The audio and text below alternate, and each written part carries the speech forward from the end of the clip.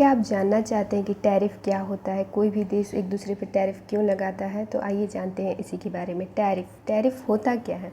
तो जब कोई देश दूसरे देश के सामान खरीदता है या फिर उस देश में वो अपना सामान बेचता है, तो जो वहाँ की सरकार होती है उस सामान पर एक अतिरिक्त टैक्स लगाती है और उसी शुल्क को हम क्या बोलते हैं? टैरिफ बोलते हैं।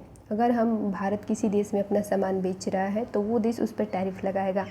कोई देश भारत में आकर अपना सामान यहाँ बेच रहा है तो भारत उस पर टैरिफ लगाएगा। और यही टैरिफ विवाद अभी हुआ है भारत और अमेरिका के बीच। अमेरिका ने क्या किया है, भारत पे जो पहले टैरिफ लगता था, पहले तो 2019 में उसने जो सुविधा दिया था कि भारत मतलब जो विकासशील देश होते हैं उन्हें विकसित देश सुविधा देते हैं कि आप आगे बढ़िए और हम आपको टैक्स में छूट देंगे। लेकिन 2019 में जो हुआ था, क्या किया अमेरिका ने कि जो वो सुविधा थी उसको पहले तो बंद किया और फिर अभी क्या किया है उसने कि टैरिफ बढ़ा दिया है। तो आखिर जानते हैं कि टैरिफ लगता क्यों है, आखिर ये देश एक दूसरे के ऊपर टैरिफ लगाते क्यों हैं?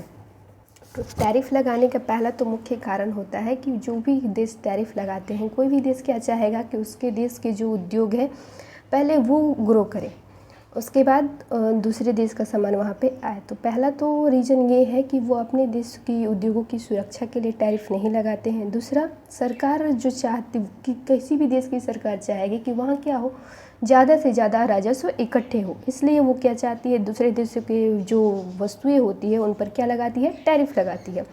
और तीसरा इसका प्रमुख कारण है टैरिफ लगाने का कि विदेशी नीति या दबाव बनाने के लिए। जैसे अभी अमेरिका एक तरह से भारत पर क्या कर रहा है, दबाव ही तो बना रहा है ताकि तुम रूस से तेल का जो व्यापार है वो बंद करो और जैसा हम कहते हैं वैसे उसी अनुसार करो।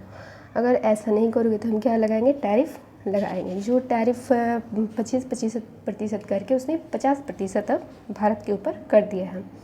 इसके बाद देखते हैं कि टैरिफ होती कितने प्रकार के हैं। तो टैरिफ 4 प्रकार के होते हैं: आयात टैरिफ, निर्यात टैरिफ, संरचनात्मक टैरिफ और राजस्व टैरिफ। इन सभी के बीच टैरिफ के प्रकार तो जान गए, इन सब के बीच एक बात और किया था यूएसए ने, क्या किया था? Reciprocal tariff. तो उसके बारे में जानते हैं कि आखिर रेसिप्रोकल टैरिफ क्या है। तो रेसिप्रोकल टैरिफ यानी पारस्परिक टैरिफ, यानी कि अगर आप मेरे देश के सामानों के ऊपर टैरिफ लगाते हैं तो हम भी आपके देश के जो वस्तुएं होंगी हमारे यहाँ बेची जाएगी, हम भी उस पर उतना ही टैक्स लगाएंगे। यानी जैसे कुछ ऐसा वाली बात हो गई कि अगर मेरे सामान पे तुम टैरिफ लगाओगे ज़्यादा तो हम भी तुम्हारे सामान के ऊपर टैरिफ ज़्यादा लगाएंगे। तो ये टैरिफ, रेसिप्रोकल टैरिफ क्यों लगाया जाता है? तो समानता बनाए रखने के लिए क्या, ताकि वो भी देश मेरे सामान के ऊपर ज़्यादा टैरिफ ना लगाए। अगर हम उसके सामान के ऊपर ज़्यादा टैरिफ नहीं लगा रहे हैं तो जो सामने वाला देश है वो भी मेरे सामान के ऊपर ज़्यादा टैरिफ ना लगाए, इसके लिए। और दूसरा ये भी होता है कि न्यायपूर्ण व्यापार को बढ़ावा देने के लिए, ताकि दोनों के बीच एक अच्छा खासा रिश्ता दोनों देशों के बीच बना रहे। और तीसरा नंबर बात होगी कि दबाव बनाने के लिए। अगर कोई भी देश चाहे कि अगर दूसरा देश मेरे यहाँ अपना वस्तुएं बेचकर एक अच्छा खासा मुनाफा कमा रहा है तो हम उसके मुनाफे से कुछ अपनी बातें उस देश को मनवा पाए, क्योंकि उसके यहाँ उसकी वस्तुएं हमारे यहाँ बेची जा रही, जिससे वो उसके यहाँ क्या हो रहा है, उद्योग बढ़ रहा है, वो देश ग्रो कर रहा है। तो अगर हम जब चाहें उससे अपनी बातों को मनवा सके, इसके लिए भी ये टैरिफ, रेसिप्रोकल टैरिफ लगाया जाता है।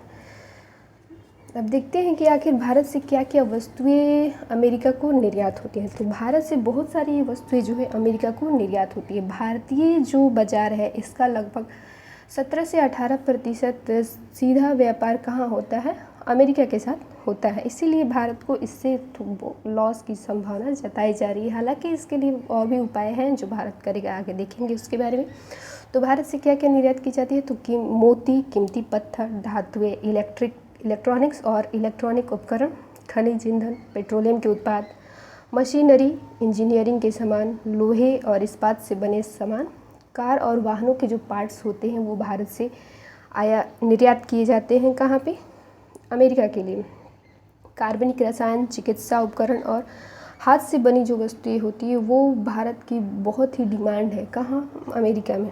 चमड़े के उत्पाद और चावल, यहाँ के जो चमड़े के उत्पाद और हस्तशिल्प है इसका बहुत ज़्यादा डिमांड है। इसका डिमांड भारतीय वस्तुओं का डिमांड वहाँ पे क्यों है? पहला तो इसका एक कारण है कि भारत जो अपना सामान होता है वहाँ पे लोग लो प्राइस में बेचता है और उसकी जो क्वालिटी होती है वो बहुत ही अच्छी होती है। इसी वजह से वहाँ के बाज़ार में यहाँ की वस्तुओं का मांग ज़्यादा है। और 17 से 18% क्यों है यहाँ की वस्तुओं का मांग अमेरिकी बाज़ार में? क्योंकि बहुत सारे भारतीय वहाँ पे बस चुके हैं। तो जाहिर सी बात है कि अगर भारतीय वहाँ पे बसेंगे तो उन्हें भारतीय अगर जो हैं तो उन्हें भारत की वस्तुएं ज़्यादा पसंद आएंगे। तो इसका प्रमुख एक कारण तो ये भी है कि एक बहुत बड़ा बाज़ार हमारा है यूएसए। अब इसके बारे में देखते हैं कि आखिर अगर अमेरिका हमारे ऊपर टैरिफ लगाता है तो उस टैरिफ से भारत के ऊपर क्या क्या प्रभाव पड़ने वाले हैं। तो उस टैरिफ से भारत के ऊपर जो प्रभाव पड़ेगा तो निश्चित रूप से भारत पर प्रभाव पड़ेगा, क्योंकि अमेरिका क्या है, एक विकसित देश है और भारत अभी एक विकासशील देश है। और इसकी अर्थव्यवस्था का 17 से 18% किसी देश में अगर जा रहा है तो एक निश्चित बहुत बड़ा इफेक्ट पड़ेगा ही पड़ेगा। निर्यात पर बहुत ज़्यादा निर्भर है। अमेरिका के भारत पर टैरिफ बढ़ाने से भारतीय सामान अमेरिकी बाज़ारों में महंगे हो जाएंगे, जिससे भारतीय निर्यातकों को और छोटे उद्योगों को नुकसान होगा।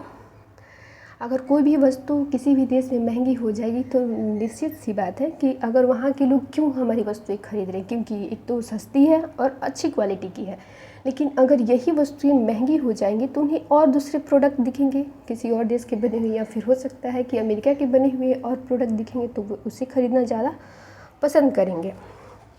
इसके लिए भारत के क्या क्या उपाय करने चाहिए? तो भारत को अपने निर्यात को दूसरे देशों में सस्ता कर देना चाहिए। जैसे अभी हमारा एक बहुत बड़ा हिस्सेदार क्या है, अमेरिका है। तो भारत को चाहिए कि और देशों के ऊपर हम अपने जो वस्तुएं हैं वहाँ जाकर उसका बहुत अच्छे से प्रसार करें, थोड़ा सस्ता कर दें, जिससे जो उधर बेच रहे हैं हम वस्तुएं वो अफ्रीकी देशों में, खाड़ी देशों में, यूरोप वगैरह में ज़्यादा बेच सकें। अगर उस तरीके से हम एक भरपाई कर सकते हैं। और दूसरा, जो हमारे एमएसएमई सेक्टर है उसको एक अच्छा सपोर्ट देना चाहिए, जिससे वो क्या करे, इस लड़खड़ाए नहीं और वो अपने आप को स्टेबल रख सके।